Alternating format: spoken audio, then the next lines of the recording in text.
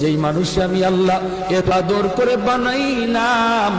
আসমান আল্লাহ বানাইছেন কুন ফায়াকুন বইলা, ফেরেশতা আল্লাহ বানাইছেন কুন ফায়াকুন বইলা, জমিন আল্লাহ বানাইছেন কুন ফায়াকুন বইলা, কিন্তু আমারে আপনারে আল্লাহ পাক কুন ফায়াকুন বইলা বানায় নাই। আমাকে আপনাকে যখন আল্লাহ বানাইছে, খালাকতু বিয়াদাইয়া, আল্লাহ বলে আমি আমার নিজের হাত দিয়া বান্দা বান্দিরে বানাইছি।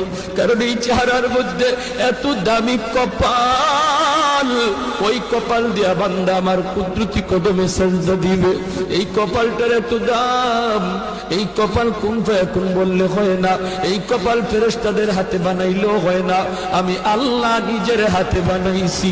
ইংলিশে অনার্স পড়ুয়া একটা যুবক, সে যদি নবীর সুন্নাত তরিকায় চললো, আল্লাহরে ভয় কইরা সব গুনাহ থেকে বাঁচলো, তুমি কেন পারবা না?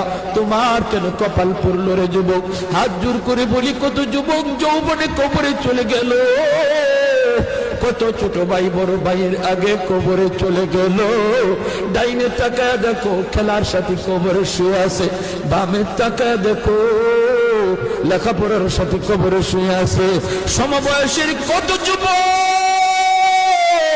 কবরে চলে গেল, কোনদিন তোমার ডাক আসে কেউ জানে না।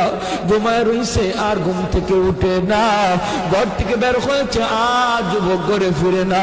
অতএব তোমারে কোন পাগলে পাইছে, তোমারে কোন ইবলিসে পাইছে, কোন নফসে তোমারে ঘুরাইতেছে, একটু মনটারে বুঝাও, একটু বুঝাও। এখনো সময়, তওবা করে বলো মালিক জীবনে আর কোনোদিন গুনাহ করব না, আর কোনোদিন নামাজ ছাড়ব না, আর কোনোদিন বেগানা নারীর দিকে তাকাবো না, আর কোনোদিন বাপ মার সাথে বেয়াদবি করব না, উলামায়ে কেরামের সাথে বেয়াদবি করব না।